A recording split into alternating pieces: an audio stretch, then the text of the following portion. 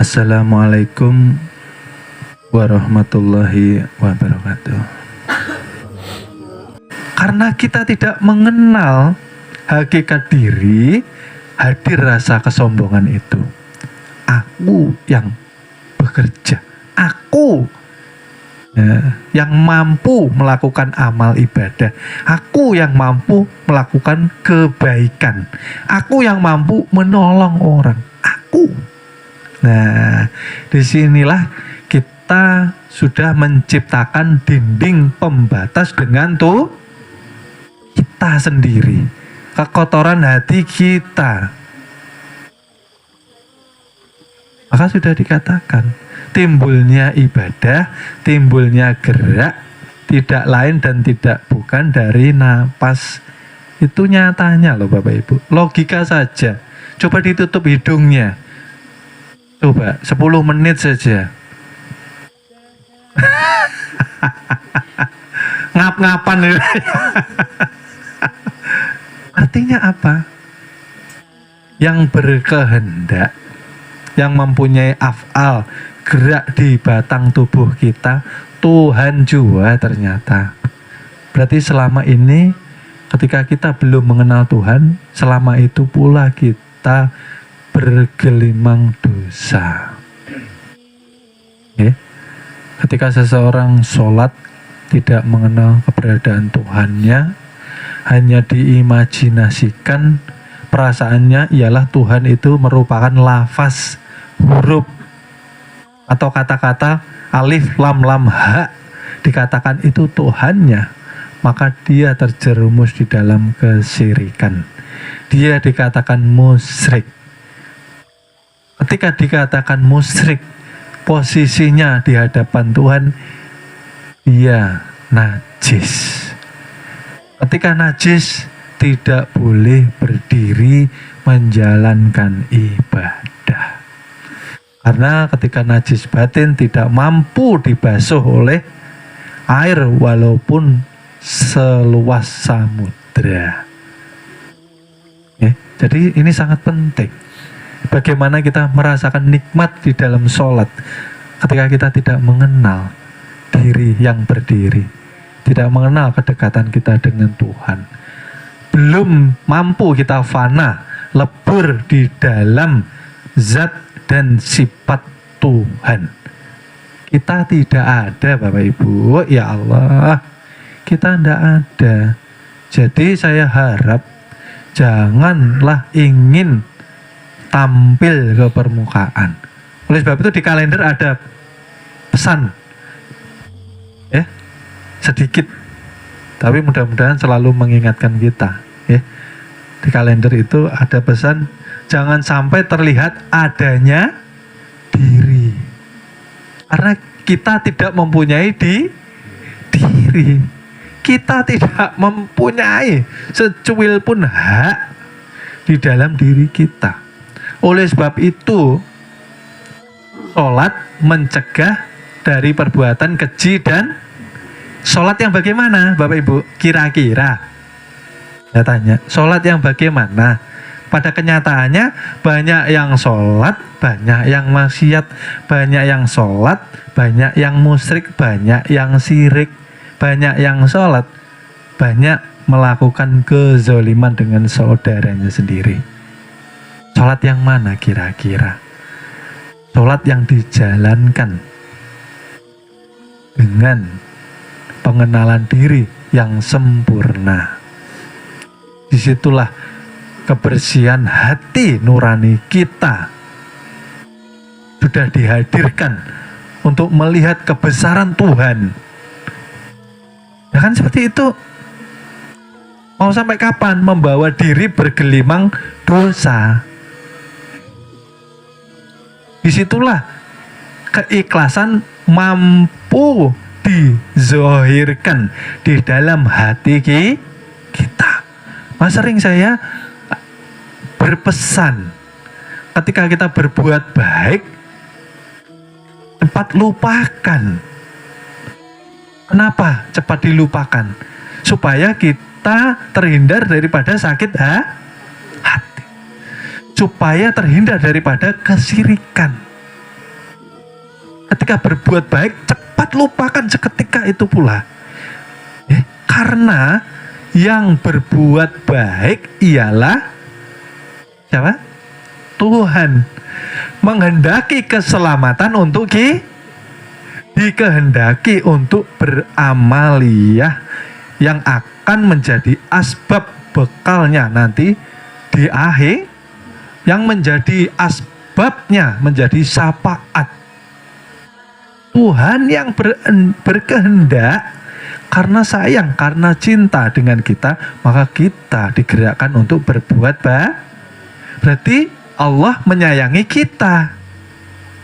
Paham kah? Oleh sebab itu, ketika di dalam hati, pikiran, perbuatan kita masih ingin berlomba-lomba berbuat kebaikan, dalam arti kita di dalam kesayangan Tuhan. Hati-hati ketika di dalam hati, pikiran, dan perbuatan kita tidak ada terbersit untuk berbuat baik. Perbanyak istighfar. Perbanyak istighfar. Jangan sampai kita dipilih untuk menjadi bahan bakar api. Ingat, usaha dan ikhtiar datangnya daripada Allah Ta'ala jua, dari kodrat irodatnya, bukan kita. Ini loh, ini yang sangat penting, mentauhidkan diri selama kita masih hidup, mematikan diri sebelum umur kita habis. Ya, oleh sebab itu alangkah baiknya ketika kita sudah mengkaji ilmu ketuhanan, kita menyandang gelar almarhum itu sudah tidak ingin dihargai, sudah tidak ingin dihormati, sudah tidak ingin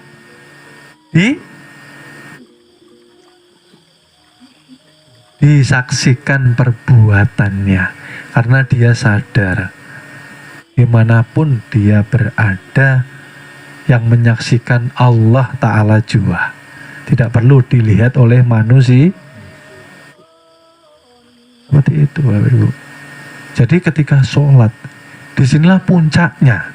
Oleh sebab itu sungguh mengherankan ketika belajar ilmu ketuhanan, dikatakan ilmu makrifat, tetapi tidak menjalankan kewajiban sholat. Di mana mi'ratnya? Di mana dia ingin bertemunya? Di mana dia mahabbah, zauq, perasaan cintanya kepada Tuhannya. Jadi ini tolong diperhatikan. Karena banyak yang bingung, bagaimana sholat saya bisa khusyuk kalau tidak mengenal Tuhan sebelum masuk di dalam prosesi ibadah itu sendiri. Bagaimana menyaksikan Tuhan yang benar-benar nyata, ya? Karena kebanyakan manusia menjalankan sholat tapi tidak mampu mencegah perbuatan dirinya melakukan maksiat, tidak mampu amar ma'ruf nahi munkar. Kebanyakan kan seperti itu Bapak Ibu. Karena tanpa mengenal diri, tanpa mengenal Tuhan, maka tidak ada rasa takut. Orang yang tidak mengenal Tuhannya, dia tidak merasakan takut Bapak Ibu. Hanya di lisan saja keimanannya, tetapi perbuatannya mengundang kemurkaan Tuhan. Walaupun sendiri, walaupun di dalam hutan, yang ada Tuhan bukan kita. Jikalau kita masih berbuat maksiat, artinya Ilmu ini hanya sebatas teori saja. Belum mampu kita praktekkan, belum mampu kita jalankan, belum mampu kita resapi ilmu ini.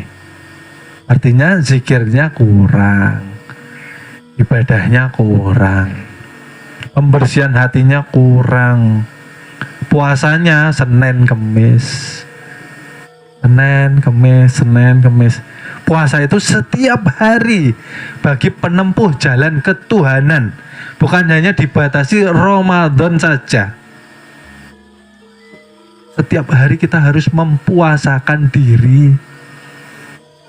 Jangan sampai menuruti keinginan-keinginan yang mengundang kemurkaan Allah kepada kita. Karena ini rasa, wilayahnya dirasa. Bukan hanya teori di lisan saja. Bukan cukup hanya mengenal, tapi dimusyahadahkan, ditauhidkan, dirasa. Kalau belum mampu, muncul rasa takut, segan, malu dengan Tuhan. Artinya kita harus banyak-banyak belajar musyahadah. Sedikit kesulitan mengeluh, sedikit permasalahan curhat, sedikit ganjalan ujian, sedikit kesusahan, sedikit ujian yang sekiranya tidak menyenangkan hati kita, lalu tidak ridho dengan ketentuan tuh. Artinya kita belum mengenal Tuhan. Semua yang dihadirkan kepada kita itu atas kehendak Tuhan yang pada intinya membuat kita sadar, baik atau buruk, senang atau susah, akan terasa nikmat semua dikala kita menerimanya dengan keridhaan hati. Diuji sedikit miskin, ridho saya ya Allah, ridho. Kalau ridho lapang hati, tidak berontak, tidak dikte Tuhan. Sedikit sakit, ridho ya Allah, ridho. Gitu. Kalau ridho, yang susah menjadi senang, yang sempit menjadi luas. Ketika kita ridho, disitulah cermin keimanan kita. Oleh sebab itu, keridhoan bisa muncul faktor daripada rasa bersyukur. Oleh sebab itu, erat hubungannya sholat mampu mencegah dari perbuatan keji dan munkar. Termasuk daripada kita ridho dengan semua ketentuan dari Allah, baik atau buruk, itu penilaian manusia. Karena kita melihat dari sisi pribadi kita. Karena manusia inginnya senang terus, inginnya bahagia terus, inginnya dompetnya penuh toh.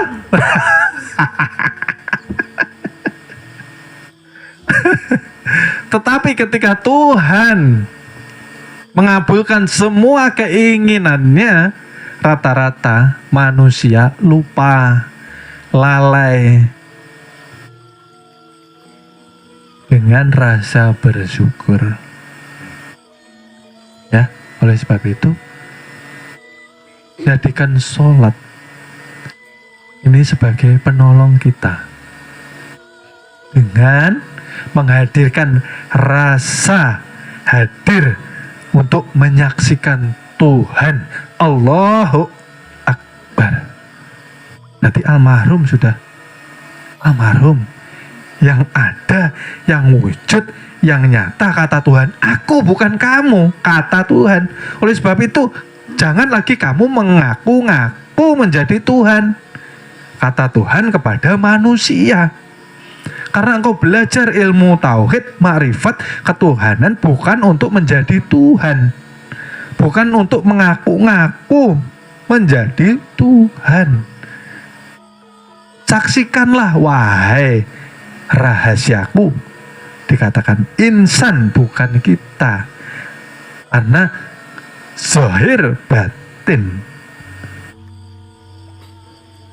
merupakan tempat Tuhan ingin dikenal, tempat Tuhan menampakkan zat dan sifatnya. Jangan diakui lagi, ya. Karena kemana-mana kita beserta Tuhan. Disitulah kenikmatan daripada sholat akan mengalir di kolbu kita. Ya. Ketika sholat tidak lagi kita dikatakan najis batin. Karena najis di dalam, Bapak Ibu, kelihatannya jamaah setiap hari sholat 5 waktu, tidak pernah ketinggalan jamaahnya, tetapi dia tidak mengenal Tuhannya. Ya, jasad menghadap kiblat, hatinya menghadap ke batu. Makanya akhirnya keras hatinya, sekeras yang di Mekah apa itu? Yang ditutupi itu batu, Bapak Ibu. Ya. Setelah selesai pembangunan Ka'bah, Tuhan tidak pernah tinggal di Ka'bah.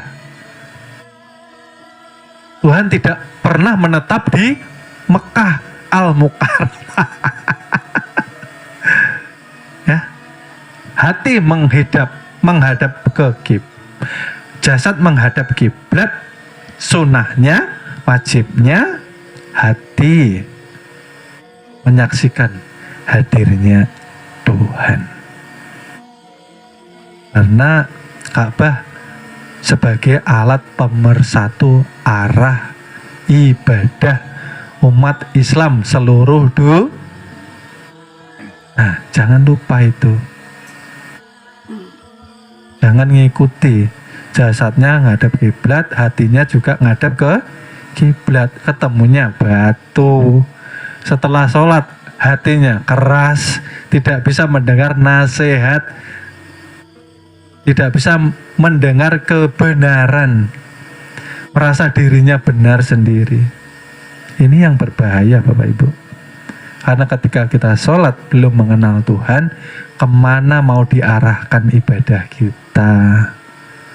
Ya, 70 tahun taat ibadah tanpa mengenal Tuhan, maka sia-sia Bapak Ibu.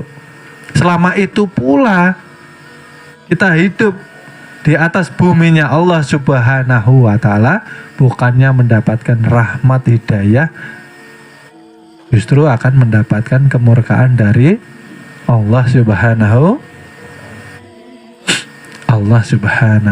wa Ta'ala. Oleh sebab itu, ketika kita mampu menghadirkan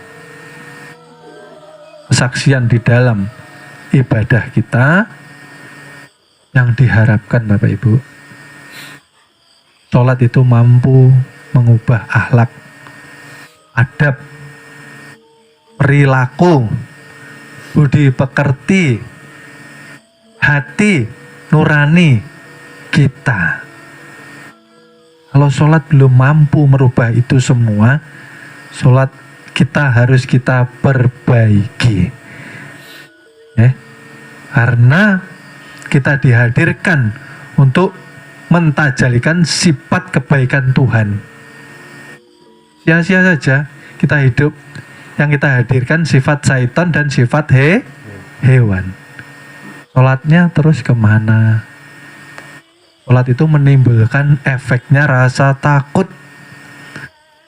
Sholat itu menimbulkan efeknya rasa malu. Bukankah seperti itu? Nah, sedikit-sedikit mengeluh, sedikit-sedikit ngamuk sama Tuhan, sedikit-sedikit dikte Tuhan. Ya Allah, nah malam nih dibeli-beli malam habis tahajud istiqaroh dikte Tuhan didikte. Ya Allah, mudah-mudahan masa depan saya ya Allah, mudah-mudahan rezeki saya seperti durian runtuh. Ya. Bapak Ibu harus menyadari ikhtiar usaha atas kehendak Tuhan. Jadi apapun doa kita secara zahir, kita yang berdoa memang secara zahir dikabulkan Tuhan. Tapi secara batiniah, secara makrifat, doa kita sudah tercakup di dalam kodrat irodatnya Allah Subhanahu wa Ta'ala. Contoh, sebelum punya motor, ya Allah, kok saya pengen punya motor. Nah, berdoalah, punya keinginan hati. Ya. Lalu suatu saat Allah kabulkan. Bahasa syari, padahal sesungguhnya berdoa dan dikabulkan sudah tercatat di Lauh Mahfud, Bapak Ibu. Siapa yang berdoa? Tuhan. Mampukah berdoa? Timbulnya daripada niat doa itu. Niat yang menggerakkan hati. Yang memberi kuasa hati ialah nyawa. Yang memberi kekuatan nyawa ialah ruh. Ya, diteliti lagi. Jadi sebetulnya semua ini terjadi sudah di dalam rencana Tuhan, Bapak Ibu. Sering saya beri contoh, ya. Mustahil kita melihat dahan, ranting, bunga di dalam satu buah biji mangga. Ayo jujur, terlihat enggak dahannya? Tidak terlihat, Bapak Ibu. Ya kah? Nah, hanya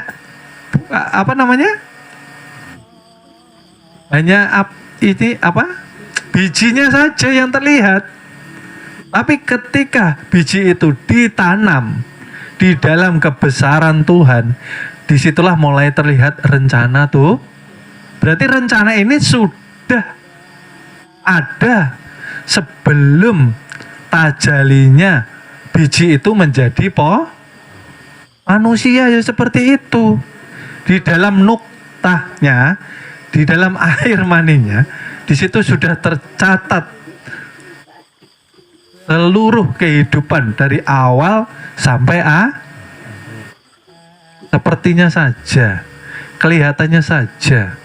Dalam cerita itu kita berusaha, kita berikhtiar. Saya mau merantau Samarinda, ya, supaya merubah nasib. Pada kenyataannya itu sudah menjadi suratan takdir dan kehendak tuh. Seperti itu loh. Oleh sebab itu, Bapak Ibu, ketika kita sudah mampu sholat dengan khusyuk, tidak ada alasan kita khawatir. Tidak ada alasan kita ketakutan menghadapi yang namanya kehidupan. Masalah apapun itu. Orang yang takut menghadapi hidup, artinya dia belum mengenal Tuhan. Artinya dia belum merasakan kehadiran Tuhan yang ternyata sangat amat dekat. Bagaimana dekatnya napas dengan jasad, Bapak Ibu? Sangat amat dekat sekali. Oleh sebab itulah Dzikrul Asror betul-betul dirasakan dengan kejernihan hati. Bapak Ibu itu loh, pulang dari majelis nanti mau tidur, coba sekali-kali betul-betul dirasakan napas nikmatnya seperti apa sih. Coba dirasakan. Masalah hutang, masalah beban hidup dilepas ya loh. Dilepas dulu. Anggap tidak ada masalah. Anggap yang ada kita dengan napas coba dirasakan nanti. Karena di situ nanti awal dari pintu keajaiban-keajaiban Tuhan hadirkan di dalam hidup kita. Bagaimana Tuhan menghadirkan keajaiban sedang kita menutup diri. Tidak pernah kita bersyukur. Dengan napas kita diberikan, kita dihadirkan berbagai rasa kenikmatan. Yang buta itu Bapak Ibu pengen melihat Bapak Ibu.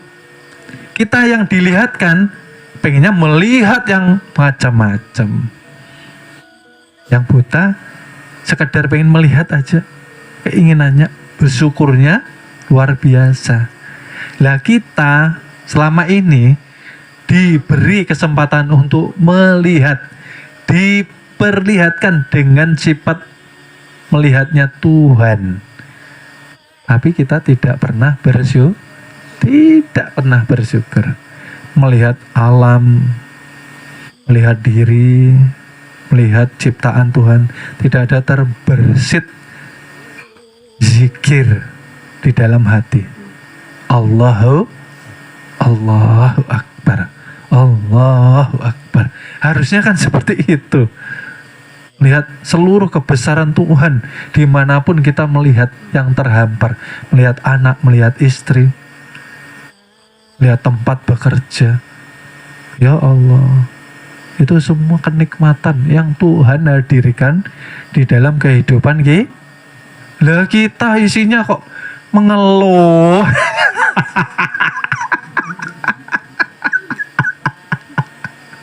Ya Allah, ya Rabbi. Bukannya tidak boleh. Semakin kesini, semakin berkurang umur, semakin kita belajar mensyukuri. Pernah saya memberi nasihat, apapun yang terjadi di dalam kehidupan kita ini loh, apapun itu, entah baik, entah buruk, entah menyenangkan atau menjengkelkan, jangan dilihat daripada sifatnya, tapi lihatlah siapa yang mendatang. Kalau kita sudah bisa melihat siapa yang mendatangkan, maka kita akan ridho Bapak Ibu. Ridho itu tenang. Hari ini saya dihadapkan oleh yang tidak baik, yang tidak enak. Allah yang mendatangkan. Katanya Allah itu merupakan yang kita cintai melebihi apapun katanya. Ketika yang menghadirkan yang kita cintai, harusnya kita ridho, bukan menolak. Kan itu ujian saja keimanan kita. Oleh sebab itu dikatakan, ketika engkau mengharapkan pertolongan dariku, kata Tuhan, yang dikatakan apa?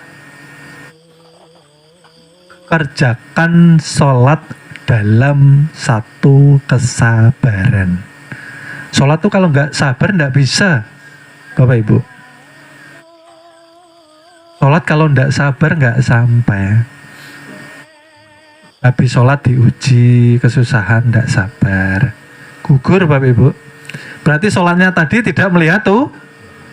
Nah, maka menyaksikan itu harus dibawa keluar setelah sholat. Itulah. Nah kan ini tadi sudah dijelaskan bagaimana menghadirkan hati untuk menikmati ibadah sholat. Caranya kenali diri yang sholat itu sendiri. Maka disitulah jalan fana kita. Fana apa sih? Lebur apa sih? Hilang. Yang hilang apanya sih? Ego, keakuan. Setelah hilang itu semua, baru terlihat Tuhan. Yang mendengar ternyata tuh Tuhan. Betul apa benar? melihat kita. Kalau sudah takbir yang berdiri nyata, wujud terang benderang, Tuhan dia yang ada. Tapi jangan juga disebut-sebut, sesudah tahu berdiam. Nggak boleh lagi disebut. Kalau disebut beda lagi. Ini hanya disebut di majelis supaya jelas, supaya paham. Bukan mengajarkan untuk menjadi Tuhan, bukan mengajarkan supaya mengaku-ngaku menjadi Tuhan, tapi mengajarkan kita sadar diri di hadapan Tuhan. Oh, ternyata selama ini kita mungkin kurang ajar sama Tuhan. Kenapa dikatakan kurang ajar? Karena selama ini ternyata sebelum mengenal Tuhan, kita mensejajarkan diri dengan Tuhan. Tuhan ada, kita merasa ada. Itu sudah merebut hak Tuhan loh. Ya, Tuhan itu sifatnya wujud, artinya ada. Nah, kalau kita merasa wujud, kita merasa ada, berarti kita menyaingi tuh, kita merebut sifat Tuhan. Itu loh maksudnya Bapak Ibu. Ya, wah, dulu orang itu loh pernah tak tolong loh. Sekarang kok gigit ya. Itu pernah tak tolong, tapi enggak tahu-tahu sekarang. Berarti merasa ada merasa bisa gugur Bapak Ibu. Nah, tadi sudah saya katakan, ketika kita berbuat baik cepat-cepat lupakan. Nah, kalau kita berbuat jahat, ingat seumur supaya kita tidak berbuat kesalahan lagi. Itu loh. Lihatlah kebaikan orang, ya. Jangan melihat keburukannya. Orang lain tuh lihati kebaikannya terus, supaya timbul baik sangka. Kalau ke dalam diri, lihati kekotoran, kesalahan diri kita supaya tidak ujub, supaya tidak sombong. Karena sebesar pasir kecil pun bersarang di dalam diri kesombongan, Tuhan tidak menerima kehadiran kita. Yang disombongkan apa? Kita kan Mohon maaf, akan kami lanjut ke episode berikutnya. Terima kasih.